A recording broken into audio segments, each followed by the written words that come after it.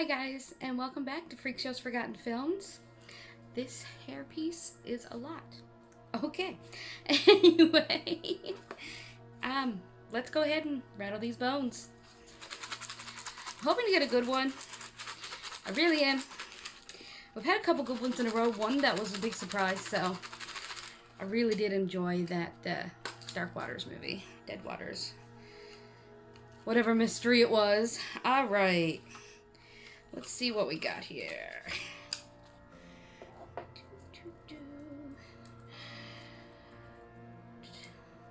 Okay. I have no idea what this could possibly be about. The Fear Chamber. Sounds interesting. I'm just gonna go dig it out here and see what it's all about.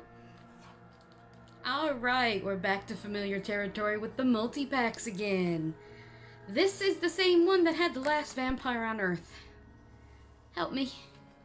Help me, help me, help me. It also has Mortuary on it though, and I absolutely love Mortuary for all its flaws. I do love it, so there's a chance. There's a chance.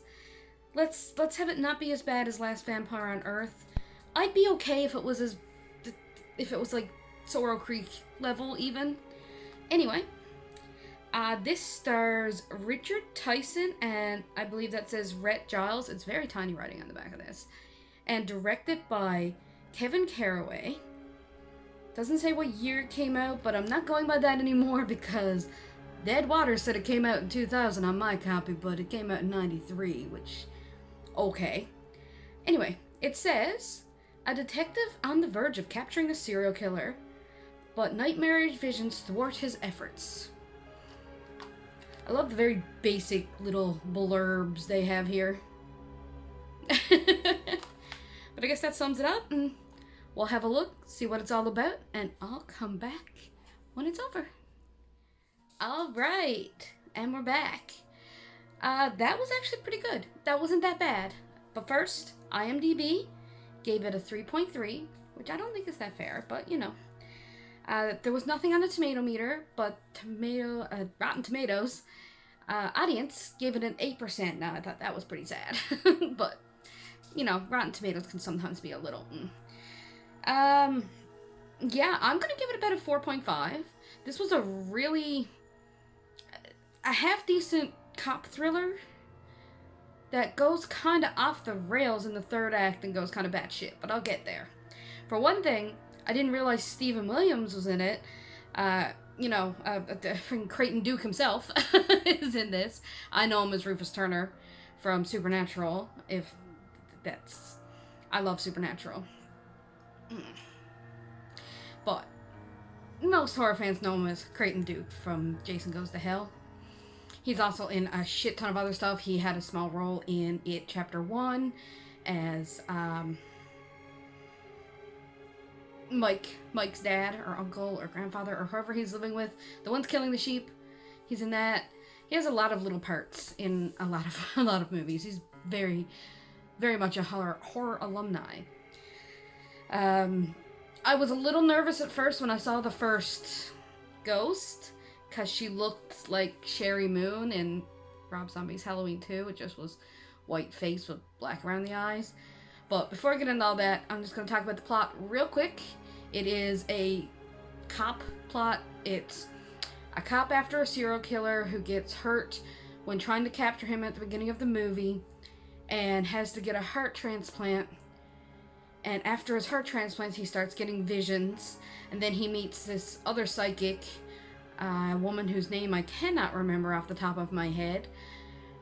She's helping him because she sees the victims of the serial killer as well, and he can see the victims of the serial killer. So, they're trying to catch the serial killer.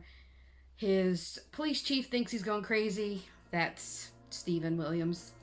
He thinks that the detective is going crazy because he's on all these pills for his heart, he's on antidepressants, and he's drinking.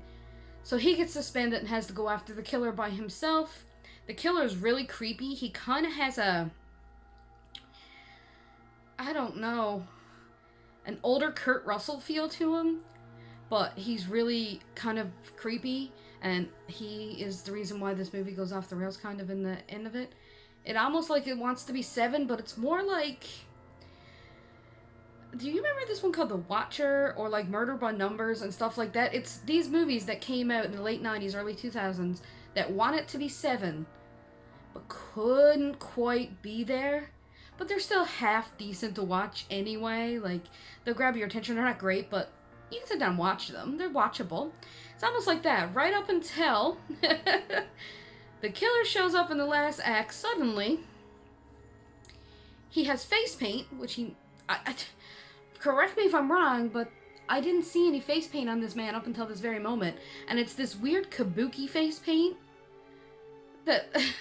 okay. And he's suddenly acting like the Joker. Now, up until now, he was acting creepy, but not, like, really off the wall like the Joker type thing. But that's what he's acting like, and I'm like, okay, we didn't have to do this, but we're doing this, and I'm okay with it. It's not that bad. It's I gotta admit, it's not that bad. But then suddenly spooky shit starts to happen, and it almost has like a... almost goes to the way of Fear.com, where the ghosts of the victims come back and tear everybody apart, and it's great, and that's spoilers for Fear.com. But that's kind of the feeling you're getting. But anyway, we saved the day. Everything is fine. Killer gets killed.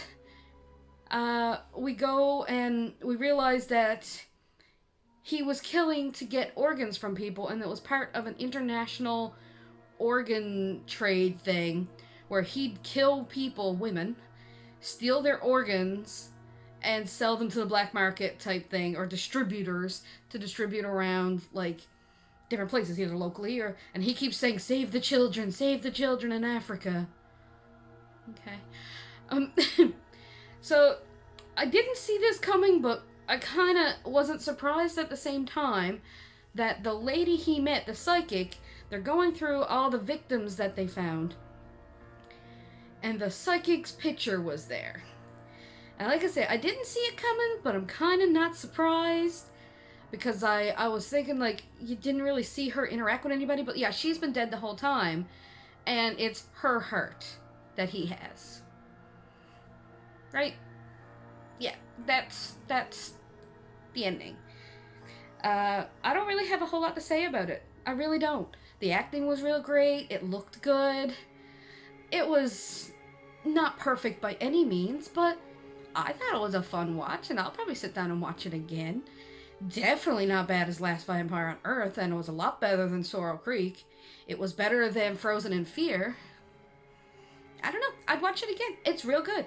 It was even better than that one, The Dead Sleep. It was around that caliber, though. Like, no, it was better than that. It was more polished than that. I don't understand how it got an 8% audience score on Rotten Tomatoes, but like I say, the Rotten Tomatoes crowd, sometimes they can be a bit pretentious. I'm not gonna lie. But anyway, check this out if you like cop movies, procedurals. There's a nice bit of gore. There's lots of titties. Well, there's a couple lots of titties. Yeah, it's that kind of a movie. And I'm probably gonna watch it again. So yeah, I will see you later.